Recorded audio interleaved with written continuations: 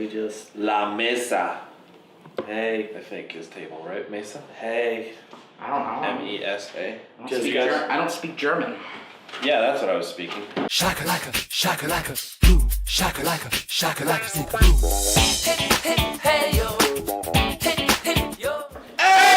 Hey! Guys, welcome back. Ben, welcome back. So, I've been here. It's not like you've been anywhere. I've been over Ben, there. anywhere, get it? Ben's been places. Brian, welcome back. Hey.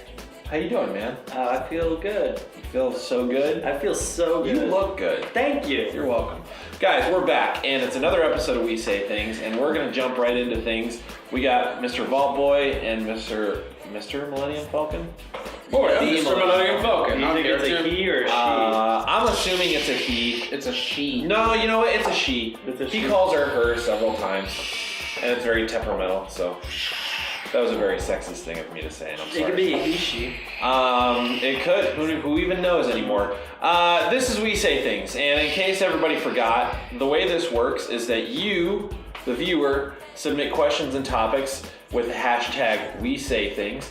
You can do it in the comment section below this video. You can do it on our Facebook or our Twitter, and I'll link both of those up in the comment section below this video, in the description of this video. Down there. I'm still having a hard time talking from last week. It's alright, just get over it. 'Cause Yeah. we're on air. We're professional. Alive. So we're gonna jump right into it. New year, New me. 2016. same old me, New me. new Ben. Are you new or the same? I feel pretty new. You're new? Yeah. Brand new. I'm looking- You know, every day we're actually new. You're Yeah. a new person? Mm-hmm. Because our cells are constantly shedding off of our body. That's true. We're always becoming new people. Mm-hmm. That's a true story. That's very deep. So New Year, New Me is entirely inaccurate. It's just New day, new me.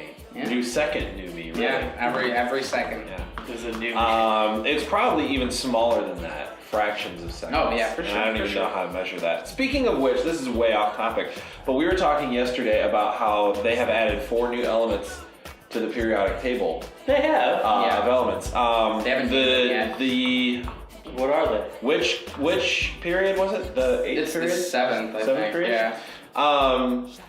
Elements 1, 13, 15, 17, and 18, I think. Where'd they Something find like these? that, yeah. Space. They threw particles together Some and were people, like, voila! yeah, we're just like throwing crap together and then Oh, so it's like. But It turns out particle chemistry nowadays is actually just like abstract It's like art. playing. It's just, Oh.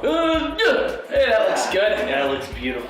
No, what brought that to mind though is that most of these elements, I think all 4 elements, only exist for like fractions of seconds. Which is why it took them so long to discover Because them. they're unstable. Yeah, they're extremely unstable and fragile, so they're basically useless, but they're there. Like it filled out the 8th period or 7th period, whichever one. And now, like what they're working towards is when they start getting up to like the 120s, the mid 120s, they think they can find really dense, stable elements that would be very useful for like construction and manufacturing, things like that. Huh. So that's what they're working towards. But in the meantime, more they're you finding know. very unstable elements that only exist for. The more you know. You know what? That's why people view art is to learn stuff. Right. Art, You learned something today. You didn't know that you were going Yeah. to, and we snuck it in. Snuck it in. So here we go. Brian, Okay. I'm gonna let you do the honors and take the first one Oh, God. with your Mad Max Rockstar. Alrighty. You're a Mad Max rock star. Favorite quotes from Will. Will Snarf. Do you have a favorite quote? I was about to say something from The Force Awakens, and then I was like, No. let's just put it this way. Let's just put it this way. My favorite quote is That's your favorite quote? Is that from that movie. No. What was that? What was that? At the end, he's like, When he's just looking at her? Oh. We'll talk about With that yearning next week. in his eyes. It's Yeah, like- well, more on that next Wait. week. There you go. but my favorite quote might be one that I think I've come up with myself. Okay. You're quoting yourself. I've looked it up and I couldn't find it anywhere. So I'm like, did I just create a deep and meaningful quote? And I think the answer is yes. Okay. The quote is, happiness does not come without inconvenience. happiness does not come without inconvenience. I think that's probably a true statement. I think that's But it's something a lot of people don't realize. They I want to think- be happy, and they don't want to work for it. They don't want to accept the fact that they're going to live a couple years in a crappy apartment, or live a couple years with their parents who yell at them every day to get a control of their life, like me. I think that in hundreds of years from now, when the scholars are looking through our podcasts, they're gonna look at that moment and be like, "Ah, that's deep." When Ben Young is a deep philosopher. when aliens invade Earth or discover Earth long after we've passed, Either and they're or. digging through the archives of all the logged digital footage that Yeah. there will be. This is. Or the thing. even better when they show up like tomorrow, Right. and they're like, as your great celebrity says, happiness Yeah. does not come without inconvenience. Meaning their happiness and Yes, our of course. In our Of course. yes, yeah. yeah, I feel like we're the perfect cross section of the Earth right here. This is the perfect sampling We are the crossroads of of America. Earth. That is very true. Everybody's on their way to other places. Right. Does that make us a fly through, pass through, Or drive through? pass Yes, over very much so. state. One of those, isn't that they actually? I like this place. We have lots of Minnesota drivers come through here, and I hate all of you. We have lots of Florida drivers come Ben, through you here, and I can't- hate you all can't of just you. keep on You alienating. can't alienate our audience, Ben. We No. have so many people in Minnesota that view this show. It's All right, ridiculous. Minnesota. Well, let's Screw talk. Florida. Let's talk about your driving techniques on 41. All right. Mm. So look, here's the thing. When you're on 41, the speed limit's usually 45 miles per hour. Unless otherwise marked, it's usually around 35. But cops give you a 5 mile per hour grace period, so you can go like 40 or 50. That doesn't mean you can go 35 or 40 down 41 and cause traffic jams, Minnesota. All right? I hope we are all understood now. We can move on with our lives and get good. Thank you. Now that Ben has addressed the entire state of Minnesota Yeah, I know. Thank and God. taken them to task. Thank God. Thanks for doing that. know. Somebody needed Rob, it. Someone has to, yeah. Somebody needed to. There's We so haven't many done a accents. soapbox rant in a while. That was good. That was good. Yeah. How about you? Do you have a favorite quote? No. I really All can't right. think of my brain is pretty checked Right. out today. That's why you're Right. driving that rock star. We're Yeah, trying to wake you up it's a little just bit. not okay. Let me think. I do have one, and I've had this. This has been stuck in my head for a very long time. I'm a big Edgar Allan Poe fan. I used to read. I've read, I think, everything that he's published. Not that he published, everything he wrote that is I published. love him in Teletubbies. And he's great. Is it the red one? Is that the red Yes. one? Yeah. Edgar So, Allan Poe. Edgar Allan Poe said once, it wasn't in something he like wrote to publish. I think it was in something that was unpublished for a long time. But he said it's part of a poem or something, and it goes, the 90 and 9 are with dreams content, but the hope of the world made new is the 100th man who is grimly intent on making his dreams come true. Basically saying, Man. the world's not going to be changed by 99. Wait. Can I paraphrase that? I have 99 problems, But A no. dream not ain't one. fulfilling my dream ain't one. Yeah, that's basically what he Um, was saying. Gotcha. No, I don't know exactly why that totally stuck with me. I think it's because I already really love his work, but and he was so out of the box for his time. Like he was like the epitome of an artist not appreciated in his time. People thought that he was morbid and disgusting and For sure. everything, but that stuck with me. Like the fact, because it's true. Most of the world will dream all day long and never do anything about it. Because nobody thinks they're good enough, and you are.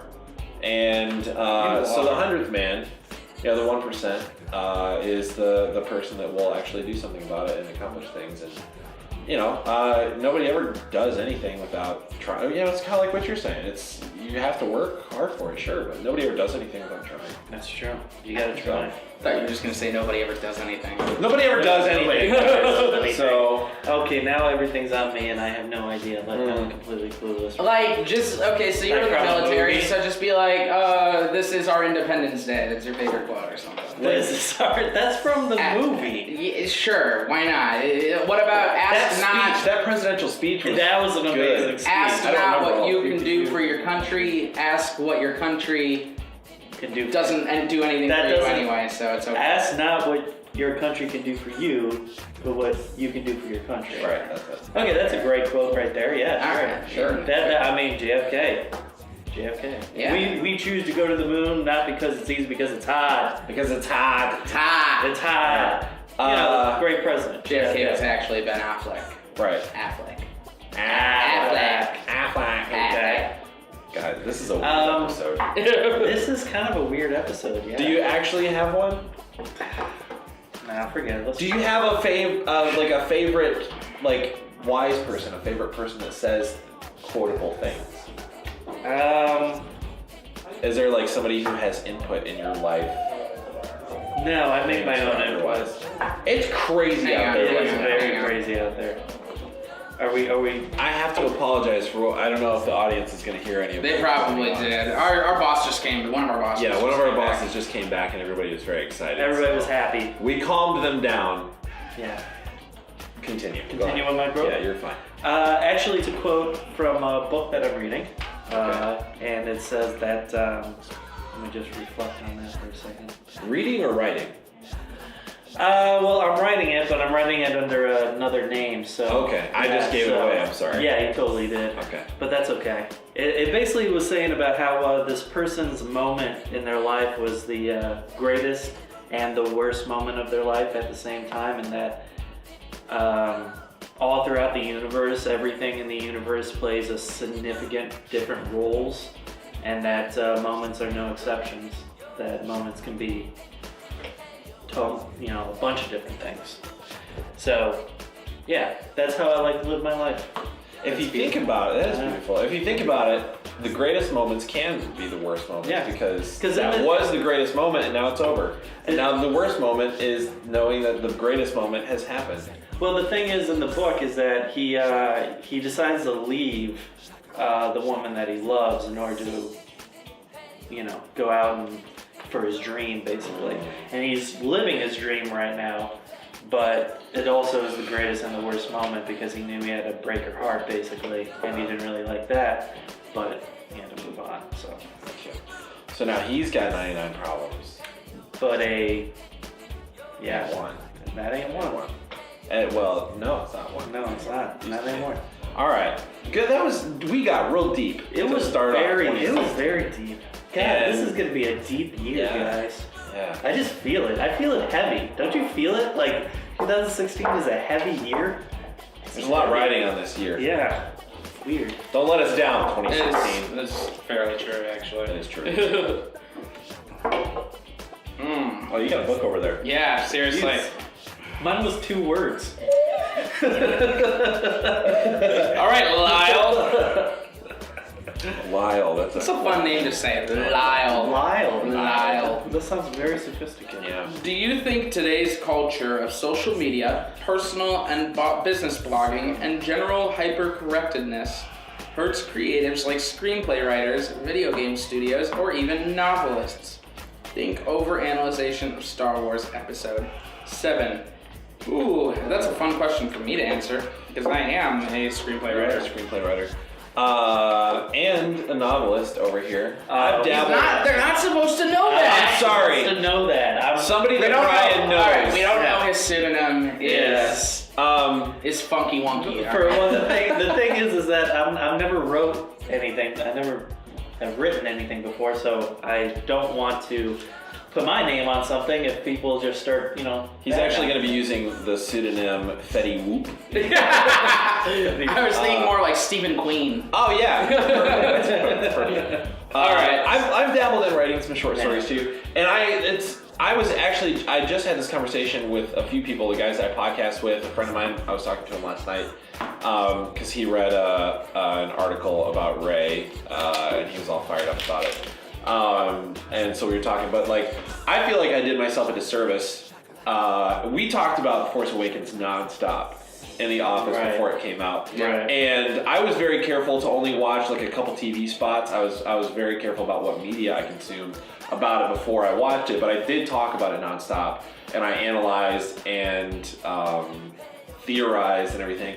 So going into the movie, a couple of things that happened, which we'll do our spoiler show next week, but a couple things that happened, I saw it coming because we talked about it a lot. Yeah. And I feel like I did myself a disservice, and what I would like to do, I don't know if I'm going to be able to do it, but what I would like to do for the next episode is to not theorize or talk about it. You won't be able to because it's already episode 7's already happened, so you're already theorizing. Well, subconsciously I am, but I want to consciously limit myself so that I don't do the same thing to myself in episode 8. But that's 8, yeah. But that's an interesting question because just looking at the original trilogy, you know, like episode 4 came out in 1977, and you know there wasn't like. People weren't as connected as they are now. There was no Facebook, and like blogging wasn't a huge thing. Everything is reviewed nowadays. Everybody's makes like podcasts and reviews. Yeah, everybody's like frame by frame analyzing trailers and I agree like everybody's with that. super connected and like sharing ideas, and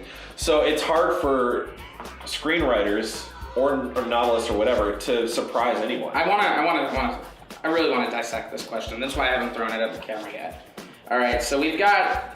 Do you think today's culture of social media, personal and business blogging, and general hypercorrectness? So what you're asking, Lyle, is do you think that the internet era is what we're talking about here? Social media, personal and business blogging, hypercorrectness, all that stuff. That's just the age of the net. All right, so that's what we got. Hurts. That's what gets me here. Hurts.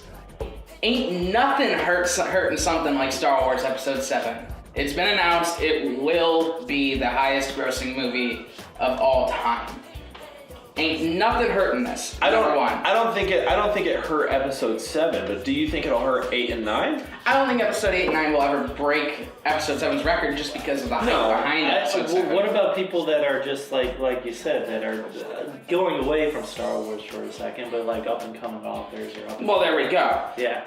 That's where it might hurt, but then at the same time, why would someone sit there and deconstruct a trailer for one of my short films?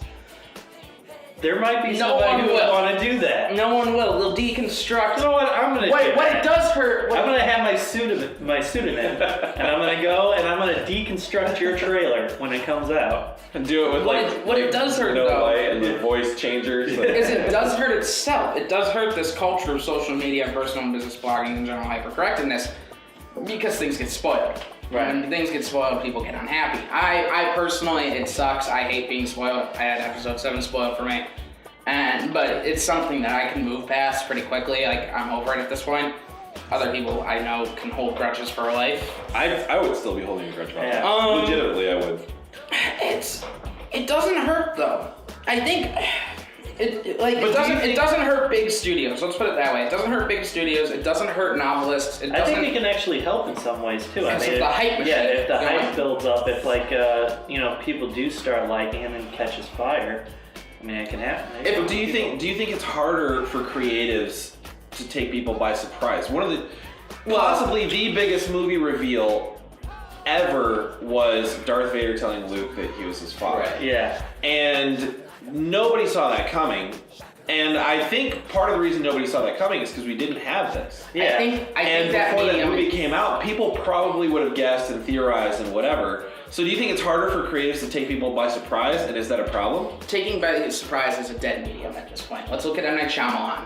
All right? Shyamalan's career is built on taking people by surprise.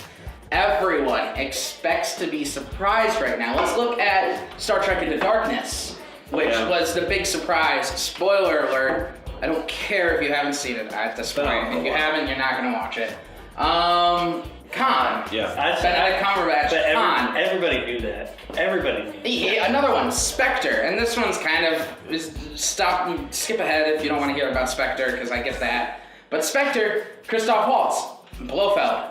Like, we see this coming at this point. There's no pulling a veil over our eyes anymore. We can't. Because we see it coming. We are educated literature people at this point. If we were like this back in the 80s, we would have seen Darth Vader that's what I'm saying. coming from a mile away. But that would have sucked. Well, especially since Vader is German for father. Well, Vater it is. But Vater yes, or whatever. But that would have sucked. Like, But that's not the culture we live in anymore. Damon Lindelof looks back and he says he regrets making Khan a surprise. He says he thinks it was a mistake to try so hard to make it a surprise. He thinks it actually ruined part of the story that they were trying to tell because they were trying to hide it from everyone so that they could have that gasp moment. Yes, in the past, it was great. You can go back to those movies to revisit that kind of era. The one thing though too is that does this allow kind of a redirect with the audience of like if you come up with something very creative, like a newer person that comes up with something creative, do you think that the audience will just wants that rehash kind of like, oh, we're used to this story, and we want this? The audience doesn't know what they want. The audience gets what they get, and then when something changes, they'll decide whether they want to keep getting it or not. Yeah. That's true. I've experienced that. Makes sense. But here's the thing. Age of Ultron. One thing, and it was an okay movie. It was good. Yeah. But the one thing no one saw coming was Quicksilver's death. Yeah, that's true. So what we can do now is we can stop with the spoiler. Sorry. If you haven't seen Age of Ultron, you're in a group that I don't want to talk to. It's like, but it's you can add surprises in a new and interesting way at this point. We're never gonna have a Luke, I am your father moment, ever. I mean, Han, and Han, I'm not gonna say anymore. I'm gonna cut that part out. Actually, I'm gonna cut that part out. Yeah, we're next. Yeah.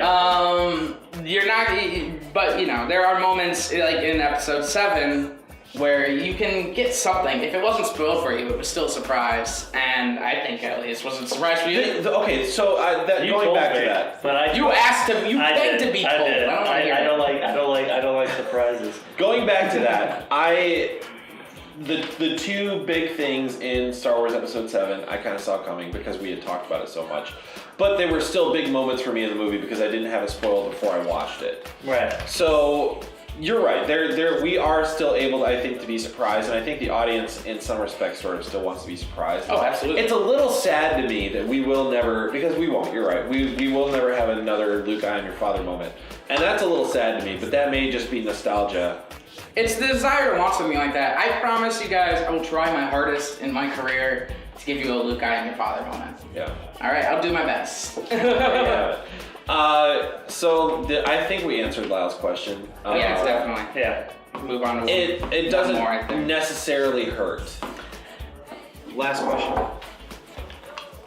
That was a good question. That was a really good question, Lyle. And your name's fun to say. Lyle. Lyle. What were your first jobs? Oh, Lordy. From Jay. My first job. Buddy. I've had a lot of those. My first job. So my first job was when I was 13 years old. Really? In Pioneer Detasseling Company. Ooh, detasseling. Yeah, I know a couple kids that do that right now. Yeah. What is that? It is, in order for the corn to be properly pregnant, or what's the word I'm looking for? Pollinated? Pollinated. You have to have the male stalks and the female stalks, and you have to pull a certain thing out of the female stalks or whatever in order for them to be properly pollinated, and that would be the tassel. This show just got real PG-13. You are detasseling the corn. So you're taking the male stalk and the female stalk, and you're kind of just... It's like... you're preparing the female stalk to be pollinated. So you're rubbing it really nice. Right. Yeah. Okay. Yeah, you're getting very... But no, that job was like a summer job where you got paid minimum wage, and back in the day it was $5.15 an hour. Minimum wage at 13 years old. Not bad. From 8... Oh, what was it? No, it was like from 6 in the morning until you didn't get home until around 5 in the afternoon. So it was... pretty much child labor, but it was okay. It was a first job, so I was I did that for 2 years. I mean, $5.15 an hour at 13, though. That was back in the 90s. Yeah, that's cool. Yeah, it was late 90s, and it was you for the summer you get $800, $900. Mm. Yeah. Good to save up for a car, for You know, when you turn 16 and stuff like that. Comic books. Yeah. That's where I spent most of my money when I was. Of course, I got in trouble with. We don't have to go into that, but basically, I had to pay some damages. That's where all that money went to. So. Were you a bit of a vandal, Brian? Yeah. He's You not getting into some shenanigans? I when you were did younger? some shenanigans. There was some shenanigans being had. Some horseplay. Yeah. Well, I had a very big problem with the school. I didn't really Didn't enjoy it. No, even when I was like in elementary school, when I was like in 4th grade, I kind of figured that there was no difference between like a communist country and school. So I would make references to this. In elementary school? In elementary school. Brian, you were. I was really anti. Mad props, man. Yeah, no, I thought it was all a bunch of hokey, crap and that. You hated the man in elementary school. I did. Good for you. And then I joined the military. So Wow. it was like, I don't know, hey, life is funny. Yeah. My first job, I'm pretty sure that my first job was like home remodeling and construction. My brother-in-law did it. And so he would have me help him out on job sites. And I think I was like around 13, 14. And like that paid decent. Yeah. Decent. And Something. a lot of my money went towards comic books when I was that age. And then that leads me into, did I ever tell you guys what happened to my comic books? Let me guess, your parents put them away. When I was close, very close. Okay, so I had, among other things in my comic book collection, I had the issue of The Amazing Spider-Man, the original run, where Mary Jane finds out that Peter Parker is Spider-Man. Okay, I think it's like 280 something. Yeah. And I had that issue, among other things. I had a few like pretty decent priced Punisher issues and some other stuff.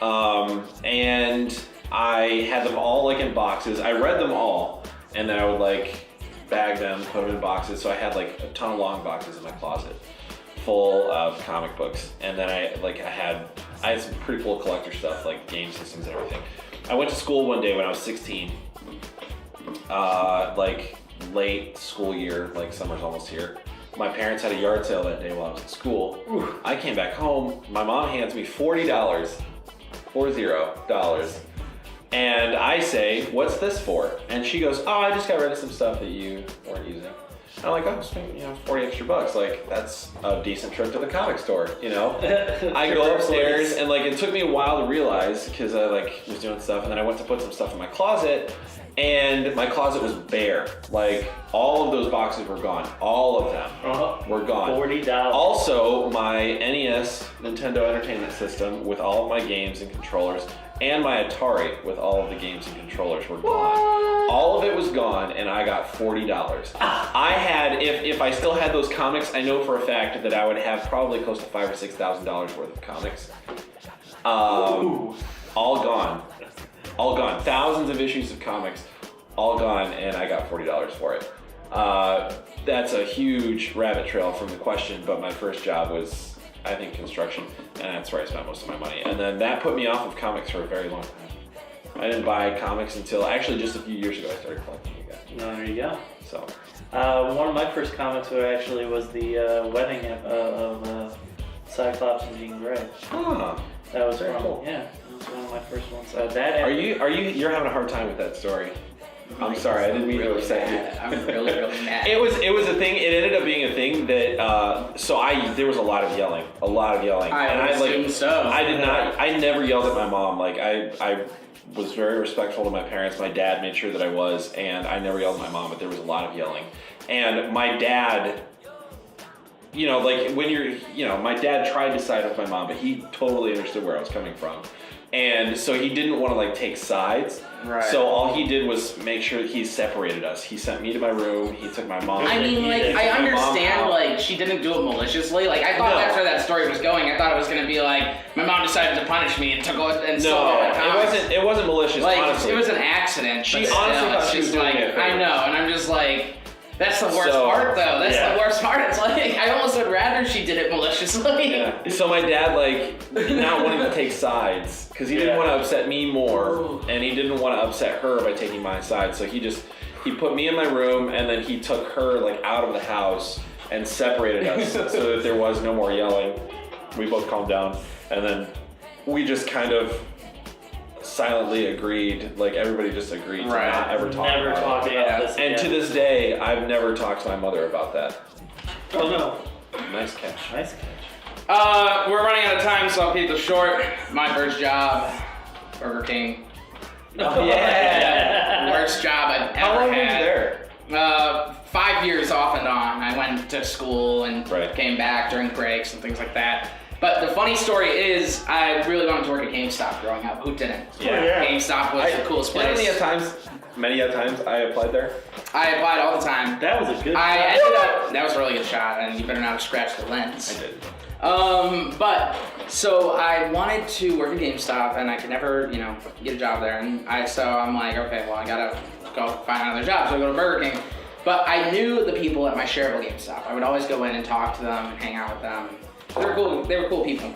So when it came time for seasonal help, they hired me a week after I got hired at Burger King. So I was only getting 10 hours a week at Burger King. So I'm like, yeah, sure, why not? I could do 2 jobs. Mm-hmm. The moment I start working at GameStop, my manager finds out and she bumps me up to 25 hours a week. And I'm still in high school at this time too, so she's like, "Oh, you gotta work every day after school." And I'm like, "Are you kidding right now? I just got this job I wanted to do, and I couldn't quit GameStop because it was seasonal, and I didn't know if I'd get rehired." And of course, I didn't because they only needed day people, and I was in high school. So I worked at Burger King for 5 years and hated it every second of it. Because they ruined your chances. No, it was just because Burger King was the most reason I hated it. I worked briefly at Wendy's. I worked at Subway. Fast food is not fun. If you work fast food, you gain a I deep worked appreciation for other jobs. Yeah. When I worked at the bank after Burger King, I was. Everyone would always complain, walking into there, and I'd be like, I get to sit and go on the internet, and no one can tell me otherwise. Well, they could. To be quite honest, after you work, because I worked at the bank too briefly, and after working at a bank, you appreciate bank tellers a lot more too. Bank tellers put up with a lot of crap. Yeah. You worked at Subway. Did you go home smelling like Subway? Did everything just smell like Subway? It smelled like that. Is a pungent odor. Yes, it is. And one of the things that I hated making was the crab sandwich that they had. You had to put the mayonnaise. Do they still sell that? I don't know. Cracks me up that Subway ever sold crab. You know what's the worst smell than Subway though is Burger King, because it doesn't smell like BurgerKing when you leave work. Listen, it's not a competition. I just went up to you. Speaking of that, this is just another. Keep it short because we're running out of time. But my last day, because I worked at Cracker Barrel briefly too. At Cracker Barrel, you would always walk out smelling like the fireplace, which was fine. I don't mind that smell at all. But I worked as a maid. Really? At the Grand Hotel in Cape May. Didn't really work out so well, but I did. And then I worked at a movie theater. And then I worked at Pizza Hut, like I said, delivery driver. I worked at Subway. I have a pretty long list of places that I worked at. And then I joined the military, and then I just did that for 8 years. And then you just smelled like the army. And then I reeked of winning. And on that I think we're done. Oh man, that was so Charlie Sheen of you. Oh my god, that was great. We gotta be done. Guys, that was amazing. Can that be your favorite? That's my favorite quote from now on. I reeked winning. Yep. Oh, that was great. Guys, thanks for joining us this week and watching this ridiculousness. I feel like this was a weird episode, but we had fun. We hope you had fun. If you guys have topics or questions for us, like we said before, submit them in the comment section below this video or on Facebook or Twitter, which will be in the description. We love it when we get questions from you guys, and I think Lyle wins for the best question, maybe ever so far. So good job, Lyle. So until next time, we'll see you guys later. Bye. Bye.